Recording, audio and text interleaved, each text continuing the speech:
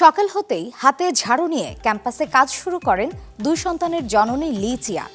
কিন্তু পরিচ্ছন্নতা কর্মীর দায়িত্বের আড়ালে লুকিয়েছিল বড় একটি স্বপ্ন, আবারও বিশ্ববিদ্যালয়ের শিক্ষার্থী হওয়া।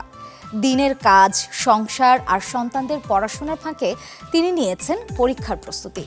প্রায় 1 বছর নিজের চেষ্টায় ছেংতু ইউনিভার্সিটি অব টেকনোলজির আইন বিভাগে ভর্তির সুযোগ পান তিনি। এবার ঝাড়ুর বদলে তার হাতে উঠবে বই। লি চিয়ার এই অনুকরণীয় গল্প দেখে আসবো প্রতিবেদনে। ভোর 6টা, চারপাশে তখনও নীরবতা। তবে দিনের কাজ শুরু হয়ে গেছে 33 বছর বয়সী লি চিয়ার। চীনের সিচুয়ান প্রদেশের ছেংতু ইউনিভার্সিটি অব টেকনোলজিতে পরিচ্ছন্নতা কর্মী হিসেবে প্রতিদিনের দায়িত্ব পালন করেন তিনি। 2 সন্তানকে বড় করার পাশাপাশি পরিবারের দায়িত্ব সামলাতে স্থায়ী কর্মঘণ্টার এই চাকরি বেছে নিয়েছিলেন লি।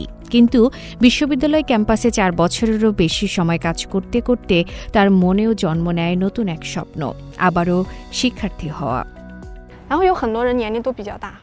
পরীক্ষার কেন্দ্রগুলোর সামনে অনেককে দেখতাম, তাদের অনেকের চুল পেকে গেছে, তবুও তারা কঠোর পরিশ্রম করছেন। তখন ভাবতাম, আমি তো এখনো এতটা বয়স্ক নই, তাহলে আমিও কেন আরেকবার চেষ্টা করব না। কিন্তু স্বপ্ন দেখা যতটা সহজ, বাস্তবে তা পূরণ করা ছিল ততটাই কঠিন। পূর্ণকালীন চাকরি, সংসার আর 2 সন্তান সবকিছুর মাঝেই পড়াশোনার জন্য সময় বের করতে হয়েছে লিকে। তাই অবসর সময়ের সংজ্ঞাই বদলে ফেলেন তিনি। গান শোনার সময়টুকুও হয়ে যায় পড়াশোনার সময়। প্রিয় গানের বদলে কানে বাজতে থাকে রেকর্ড করা লেকচার।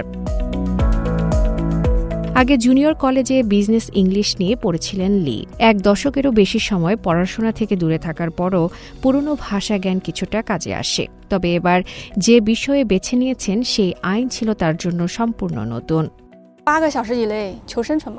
কখনো কখনো মানুষের ভেতর থেকে একটা তাগিদ দরকার হয়। যদি মনে হয় কিছু একটা করতেই হবে আর সেটাই সঠিক পথ, তাহলে করে ফেলতে হবে। এত বেশি চিন্তা করার দরকার নেই। মানুষের সম্ভাবনা আসলে কতটা, সেটা পরিস্থিতির মুখোমুখি না হলে বোঝা যায় না।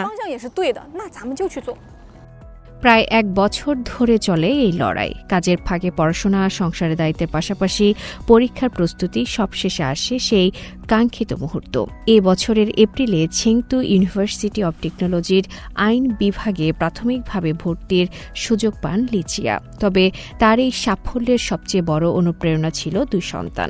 সন্তানরা যখন রান্নাঘরের টেবিলে বসে পড়াশোনা করত, তখন তাদের পাশেই বই নিয়ে বসতেন মা। লি চিয়ার গল্প শুধু একটি বিশ্ববিদ্যালয়ের ভর্তির গল্প নয়, এটি বয়স, ব্যস্ততা আর প্রতিকূলতার কাছে হার না মানার গল্প।